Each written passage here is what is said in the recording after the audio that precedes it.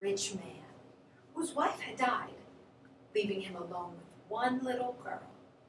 After some years, hoping to give his child a mother's love and care, he married again, this time to a widow with two grown-up daughters. But his second wife was haughty and proud, and her two daughters were even worse than their mother. And the poor little girl had a very unhappy time with her new relations.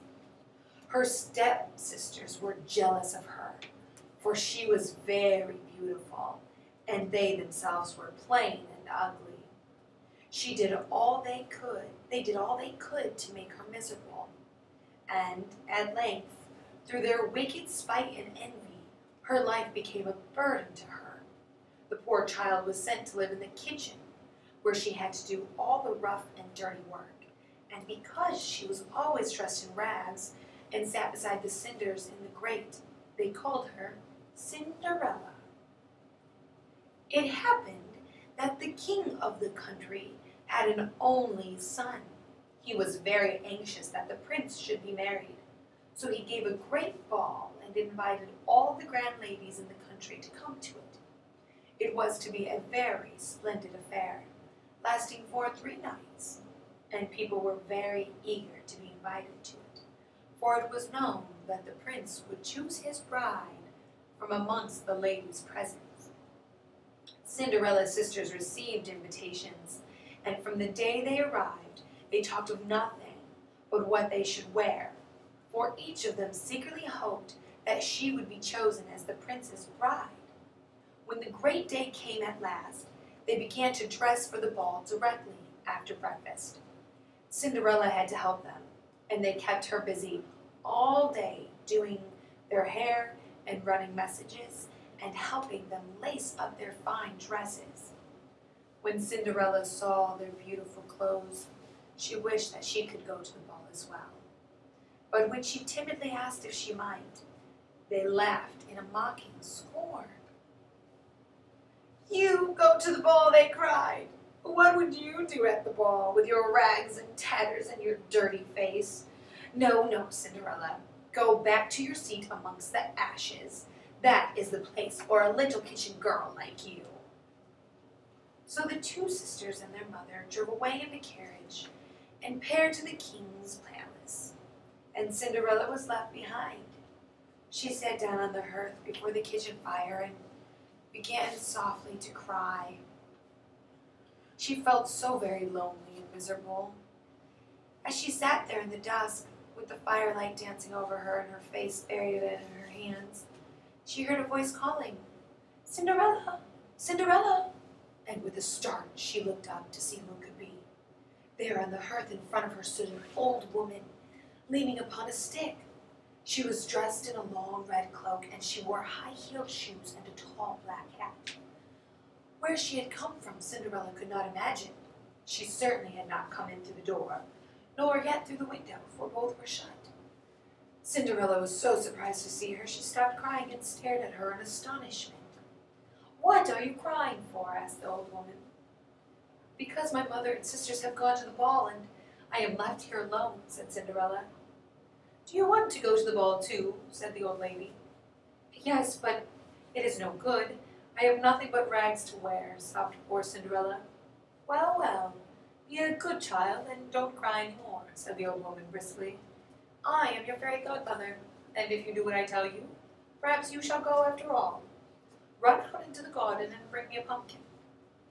Cinderella ran out to the garden and brought in the biggest pumpkin she could find. "Now go and fetch me the mousetrap out of the cellar," said the fairy godmother, and Cinderella hurried to get it. There were 6 mice in the trap, and the old woman harnessed them to the pumpkin, put a rat on top of it to drive them, and 2 lizards behind, and then waved her wand. Immediately the pumpkin turned into a gorgeous coach, and the mice into 6 beautiful horses, and that rat into a stately coachman. The 2 lizards became tall footmen with powdered hair and silk stockings. "There," said the old woman, "there's a carriage to take you to the ball." "Alas," said Cinderella, How can I go to the ball? I have nothing to wear but this. She touched her ragged frock. Is that all? Said the fairy godmother. Once more she waved her wand, and Cinderella's rags turned into the most beautiful dress in the world, all shining with gold and silver threads and covered with costly gems. And her hair was a circlet of pearls, with her feet in the prettiest, daintiest pair of glass slippers that ever were seen. Now, said the fairy godmother, now you can go to the ball. But mind you, come away before the clock strikes 12, for should you linger beyond the hour, all your splendor will vanish, and your dress will turn into rags again. Cinderella promised to obey her godmother's instructions. Then she got into the beautiful coach, the footman shut the door, and the coachman whipped the horses, and away they went to the ball. When she arrived, there was a great stir in the palace. So lovely a face, and so costly and rich a dress had never before been seen, and everybody thought it must be some great princess arrived from foreign lands. All the courtiers and other guests stood back to let her pass, and when the prince caught sight of her, he fell in love with her on the spot. He danced with her the whole evening, and people thought there was no doubt as to whom he would choose for his bride. At 11:45, Cinderella, remembering her godmother's instructions, said goodbye to the prince and came away. She arrived home just as the clock struck 12. At once, the coachman and footman turned back into rats and mice, and the coach into a pumpkin. And when the sisters came home a little later, there was Cinderella, dressed in her old shabby frock, sitting in her usual place amongst the cinders. The two ugly sisters were full of the strange princess who had come to the ball.